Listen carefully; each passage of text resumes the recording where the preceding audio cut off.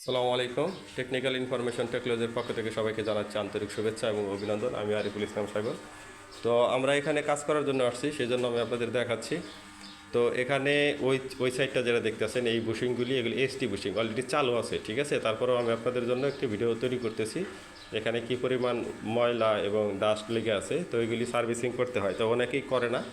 Just তাদের জন্য আজকে ভিডিওটি করা। এটা যদি সুন্দরভাবে সার্ভিসিং করা যায় তো সেক্ষেত্রে আপনার অনেক পরিষ্কার থাকবে এবং মাকড়সা যেটা থাকে, মাকড়সার জাল, সেটা কিন্তু আপনার ইলেকট্রিক লাইনের জন্য খুবই বিপজ্জনক, ঠিক আছে।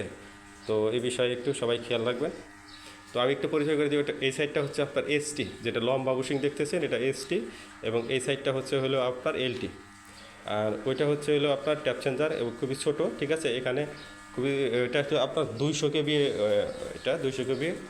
আর এটা হচ্ছে আপনার ওয়েল লেভেল মিটার, যেটা আপনার কনজারভেটর ট্যাঙ্কের যে ওয়েল কতটুকু আছে সেটা দেখতে পারবেন, ঠিক আছে। আর এখানে হলো টেম্পারেচার মিটার, ঠিক আছে, টেম্পারেচার মিটার আছে, দেখাচ্ছি। এটা হচ্ছে টেম্পারেচার মিটার, কত টেম্পারেচার আছে এগুলি দেখা যাবে। যার ওই পিছনে যেটা দেখতেছেন এটা হচ্ছে আপনার এসটি কেবল, এটাকে বলা হয় এসটি কেবল, আর এটা হচ্ছে এলটি কেবল। তারপরে দেখাচ্ছি, জাস্ট হলো আপনার মাঝে শেয়ার করা টুকটাক। আর এটা ট্রান্সফর্মার, এটা যে এই জিনিসটা যেটা দেখতেছেন এটা হচ্ছে রেডিয়েটর বলে এটাকে, এটা হচ্ছে এয়ার টাইপ। আর এ বিষয়ে বিস্তারিত আমার অনেক ভিডিও আছে, আপনারা ওখান থেকেও দেখে নিতে পারবেন, ঠিক আছে। সবাই ভালো থাকবেন। আসসালামু আলাইকুম।